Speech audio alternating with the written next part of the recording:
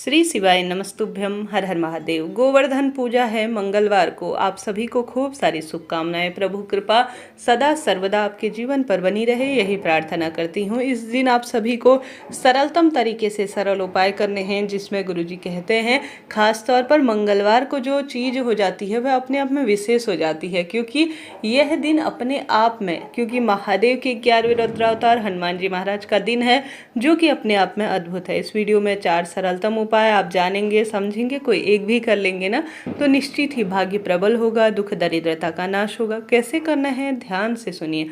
सबसे पहले जब भी गुरुजी कहते हैं मंगलवार पड़े, लगे कि भारी दुख दरिद्रता हो रही है, किसी न किसी स्वरूप में आप सभी परेशान हो रहे हैं और साथ ही असफलता मिल रही है, रोग बढ़ रहे हैं, तो आप सभी को महादेव के शिवलिंग पर जलाभिषेक करते हुए, जल आप सब शिव भक्त जल चढ़ाते हैं, घर के मंदिर में भी जो है जल, आप सभी मंदिर नहीं जा सकते तो जलाते ही होंगे, तो आप सभी को अपने जीवन में लौन जल्दी से जल्दी उतर जाए, कर्ज उतर जाए और भारी रोग छूट जाए, हर कार्य में मुझे सफलता प्राप्त हो। इसके लिए मंगलवार के दिन कोई भी कार्य में सफलता प्राप्त करने के लिए आवश्यक रूप से जल के लोटे में विशेष तौर पर एक लौंग डाल लेना चाहिए। ठीक है, लौंग जोड़े में डालें या सामान्य सरल तरीके से डालें, इच्छा आपकी है। लौंग नकारात्मकता को नाश करती है और साथ ही हर सकारात्मक ऊर्जा का प्रवाह करने में, परिवार में मदद करती है। लौंग डालना है जल के लोटे में, साथ के साथ आप सभी को लाल चंदन डाल लेना है। गुरुजी कहते हैं लौंग और लाल चंदन श्री शिवाय नमस्तुभ्यम मंत्र का जाप करते हुए और साथ के साथ ऋण से मैं हर तरफ से मुक्त हूँ।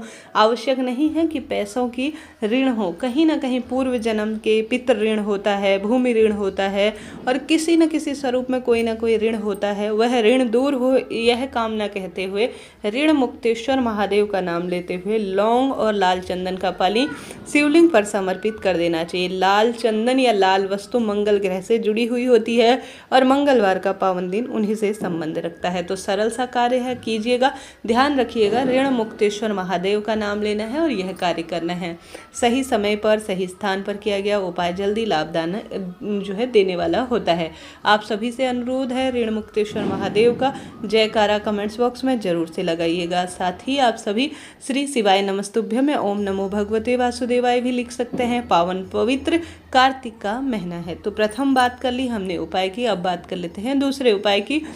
दूसरा उपाय गोवर्धन पूजा पर अगर घर पर लड्डू गोपाल स्वरूप है या श्रीहरि विष्णु के विग्रह स्वरूप है, तो आप सभी को उनके निमित्त एक सर्वश्रेष्ठ उपाय करना है। सबसे पहले आप सभी को आवश्यक रूप से, आप सभी जानते होंगे श्रीहरि विष्णु के स्वरूप, श्री कृष्णा स्वरूप गोवर्धन भगवान का पूजन, गौ माता का पूजन इस दिन किया जाता है सर्वश्रेष्ठ फलों की प्राप्ति के लिए।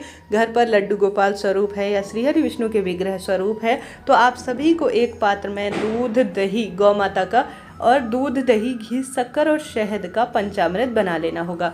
आप सभी को आवश्यक रूप से इसमें तुलसी दल डालना है, इस बात का ध्यान रखें।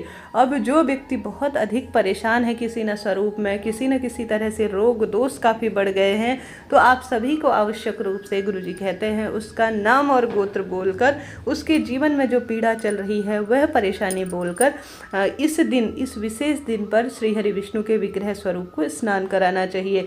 स्नान कराने के पश्चात जब वह जो है श्रीहरि विष्णु के निमित्त स्नान कराया हुआ दूध, दही, घी, शक्कर, शहद का उस व्यक्ति को आचमन करना चाहिए और घर के सभी सदस्यों को भी इससे आचमन कराना चाहिए। यह 2 सरल सा उपाय आपको करना है।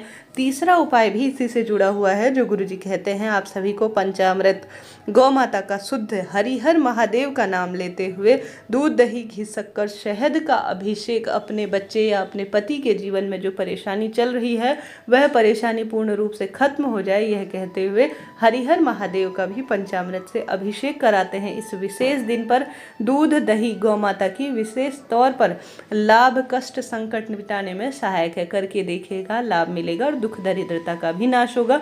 इनमें से जो आपको सरल लगे, समझ में आए कि मैं कर सकता हूँ, कर सकती हूँ, कर लीजिएगा। तुलसी की लकड़ी का दीपदान भी इस दिन सर्वश्रेष्ठ उपाय के रूप में होगा, क्योंकि यह दिन अपने आप में श्रीहरि विष्णु के स्वरूप को समर्पित है। तो आप सभी तुलसी की लकड़ी का दीपक लगाएं। हरि चंदन भी श्रीहरि विष्णु के निमित्त आप सभी समर्पित कर सकते हैं, निश्चित ही लाभ होगा।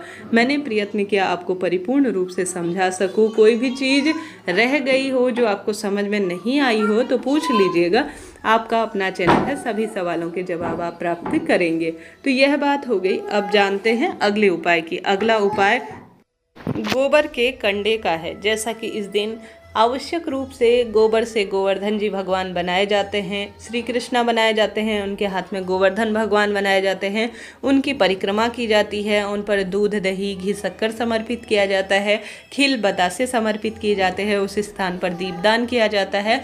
साथ के साथ आप सभी को आवश्यक रूप से इस दिन विशेष तौर पर गोवर्धन भगवान की परिक्रमा लगाकर उन्हें अपने बच्चों से ढोक जरूर से दिलवाएं। इसके पश्चात आप सभी कहीं से लाकर विशेष मंगलवार के दिन अलौनी गोबरी, जिसे कहा जाता है बिना थापा हुआ गोबर, वह लाकर या साधारण सरल तरीके से सूखे स्वरूप में गोबर लाकर आप सभी अपने घर पर शाम के समय या सुबह के समय पर थोड़ी सी गोबर का कंडा जलाकर उसमें इलायची, कपूर और लौंग डालकर घर पर पूर्ण रूप से इसका धुआं करते हैं। घर के सदस्यों को पूर्ण रूप से जो है उनका स्मरण करते हुए पूरे घर में इस जो है अलौनी गोबरी के जो धुआं है उसे अगर पूरे घर में घुमाते हैं तो इससे कहा जाता है कि सकारात्मक ऊर्जा परिवार में आती है, नकारात्मक ऊर्जा का पूर्ण रूप से नाश हो जाता है।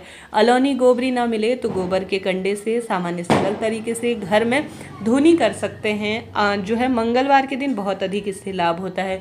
कपूर ले लें, लौंग ले लें और इलायची से करें। साधारण सरल तरीके से 2 की संख्या में लौंग डालें, 2 की संख्या में कपूर डालें और 2 ही इलायची डालकर घर पर घूमें। इसका जो है पूर्ण रूप से घर पर घूमें, जिससे कि घर की नकारात्मक ऊर्जा नाश हो गए। साथ के साथ गुरुजी कहते हैं आप सभी को आवश्यक रूप से इस दिन गौ माता को एक रोटी बनाकर उसमें गुड़ डालकर या जो है साथ के साथ चने की दाल या मसूर की दाल डालकर भी गौ माता को आवश्यक रूप से खिलाना चाहिए। यह भी बहुत लाभ देता है।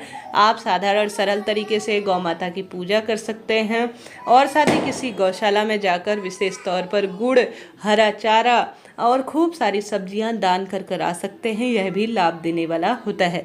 साथ ही गुरुजी कहते हैं बच्चे हार रहे हैं, परेशान हो रहे हैं, जीवन में दुविधा बनी हुई है, तो आप सभी शिवलिंग पर उनके नाम से या उनका हाथ स्पर्श कराकर चीनी चढ़वाते हैं एक कटोरी में, तो भी यह लाभ देने वाला होता है। बच्चों का जिदपन खत्म होता है और उनके रोग दोष कष्ट का शमन होता है।